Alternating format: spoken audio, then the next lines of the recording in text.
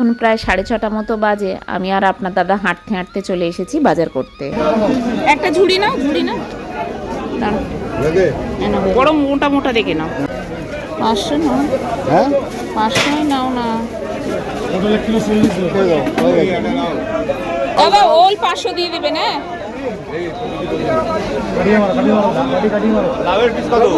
এদিকে আমার সব সবজি নেওয়া হয়ে গেছে, কাঁচা লঙ্কাটা এবার কাঁচা লঙ্কা কত করে সব?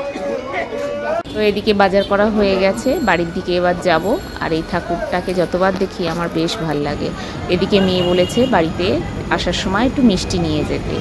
ও আবার সব মিষ্টি তো খায় না, দেখি কি মিষ্টি নেওয়া যায়। এখানে সব মিষ্টিগুলো দেখে আমার ল্যাংচাটা বেশ ভালোই লাগলো।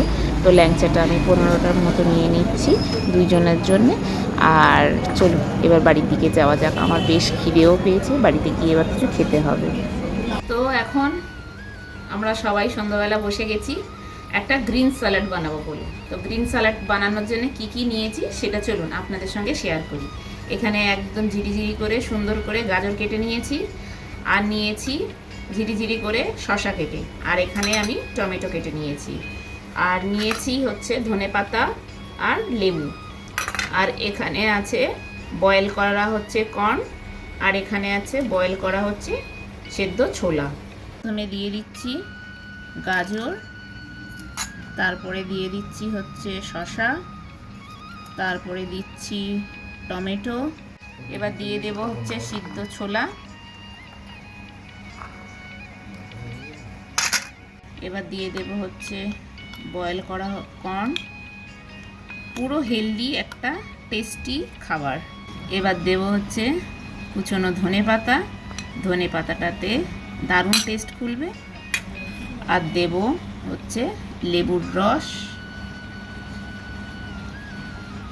আর দেব একটু বিট নুন। ব্যাস, এই হচ্ছে আজকের হচ্ছে গ্রিন স্যালাড। বিকালবেলা হাঁটতে গেছিলাম, তারপরে এসে খিদে পেয়েছে, আর এই হচ্ছে হেলদি অ্যান্ড টেস্টি খাবার। এইভাবে বাড়িতে খেলে আর বাইরের অন্য খাবারের দিকে, জাঙ্ক ফুডের দিকে মনই যাবে না।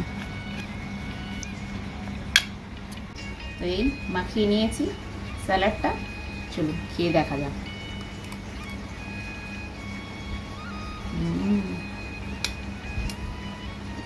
বেশ ভালো লাগছে, যে টেস্ট